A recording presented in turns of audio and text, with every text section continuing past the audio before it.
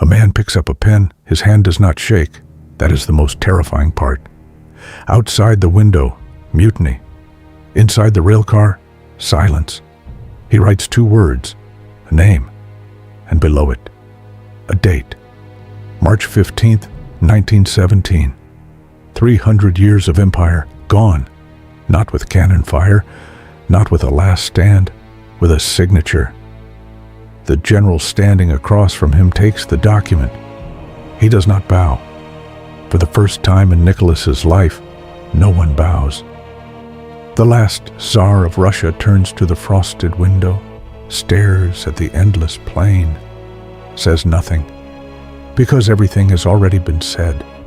Every warning, every petition, every desperate plea from the people who once called him their father. He ignored them all. This is not a story about revolution. This is a story about a man who had every chance to stop it and chose, again and again, to look away. Nicholas Alexandrovich Romanov became Tsar at 26. He had no training for it. His father, Alexander III, died earlier than anyone expected, and Nicholas, by his own admission, had no idea what to do. He wrote in his diary that night, "What am I going to do? I am not ready." That sentence, right there. That is where the story begins. Not in 1917, not even in 1914, when Europe set itself on fire. It begins with a young man handed the largest country on earth, and the paralyzing private terror that he was simply not built for the weight of it. Russia in 1914 was a pressure cooker. 40 million peasants living in conditions closer to serfdom than to the 20th century. A growing industrial class seething with resentment, an intelligentsia reading Marx and whispering in back rooms, and at the top, one man, one family, one palace insulated from all of it. Then came the war. Austro-Hungary declared on Serbia, Germany mobilized, France mobilized, and Nicholas, influenced by his generals, shamed by the ghost of Russian defeat in 1905 against Japan, desperate to prove the empire still had teeth, mobilized too. His foreign minister warned him. His finance minister warned him. Even his cousin, the German Kaiser Wilhelm, sent a telegram begging him to stand down. Nicholas mobilized anyway. 8 million Russian soldiers would eventually die in that decision. But in the summer of 1914, standing in the Winter Palace before a roaring crowd waving flags, Nicholas believed he had made the right choice. The crowd cheered. He smiled. He had no idea he had just lit the fuse. Chapter 1. The Commander Who Could Not Command. By 1915, the war was a catastrophe. Russian soldiers were retreating across the entire Eastern Front. Supply lines had collapsed. Men were sent to the front without rifles, told to pick one up from a dead comrade. Artillery units received shells once a week. German forces punched through Russian lines like they were made of paper. The losses were incomprehensible. 2 million casualties in 12 months. Entire armies encircled and destroyed. Generals screaming for reinforcements that never came. And Nicholas made a decision that shocked everyone around him. He fired the commander-in-chief and took personal command of the army. His advisors begged him not to. His ministers sent him a collective letter, 9 signatures, warning that this was political suicide. Because the logic was simple and devastating. If Nicholas commanded the army, then every defeat was now personally his. Every dead soldier, every lost village, every humiliation. He dismissed the letter, dismissed the ministers, packed his bags, and left for military headquarters in Mogilev. He left the government to his wife.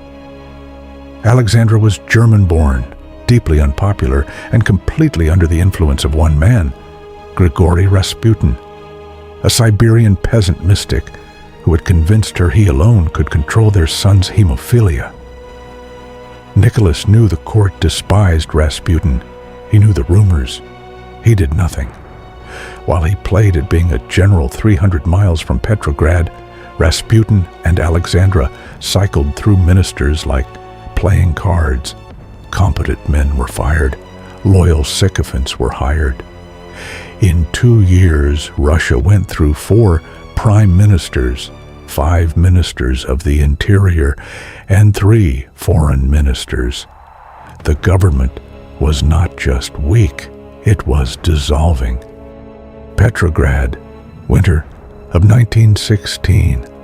Bread lines stretched around city blocks in -20 degrees. Women waited 4 hours for a loaf that might not exist by the time they reached the counter. Factory workers earned wages that inflation had rendered nearly worthless. Coal shortages meant apartments went unheated for days. And yet, the war continued. The requisitions continued. The casualty lists continued. The gap between the palace and the street had become a chasm. Nicholas received reports, of course. His intelligence services documented the growing unrest. Workers striking, soldiers writing home about deserting, cities on the edge. He read the reports. He filed them. One of his most trusted advisors, a man named Durnovo, had written him a prophetic memo back in 1914, before the war even started. It said, if Russia enters a major European conflict and faces serious setbacks, social revolution is inevitable. The regime will not survive. Nicholas read it, filed it, went to war anyway. By 1916, even members of the aristocracy, the people whose entire existence depended on the Romanov dynasty, were conspiring. In December, a group of noblemen murdered Rasputin. They thought it would wake Nicholas up, force him to reform, show him how desperate things had become. Nicholas buried Rasputin quietly, made some sympathetic noises, changed nothing.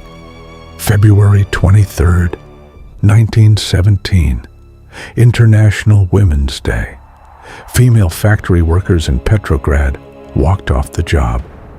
Not a planned revolution, just women, exhausted and hungry, refusing to work for one more day without bread. They marched into the street. Other workers joined them. By afternoon, 50,000 people were moving through the city. Nicholas was at military headquarters in Mogilev. His generals told him it was nothing, a minor disturbance, would resolve itself. He ordered the garrison to restore order by force if necessary. The garrison refused. That was the moment, not the signing in the railcar, not the abdication. This moment, when the soldiers of Petrograd looked at the crowd and decided they were no longer willing to shoot their own mothers and sisters. This was when the dynasty died. Within 4 days, 250,000 people filled the streets. The Duma sent Nicholas an urgent telegram. The situation is critical. Immediate action is required. There is not a moment to lose. Nicholas's response was to dissolve the Duma.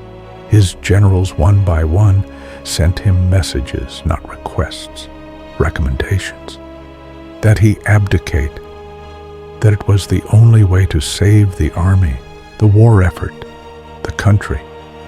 He asked each of them the same question. Is there really no other way? There was not. And somewhere, in some part of him, he knew it. March 15th, 1917. A railcar on a siding near Pskov.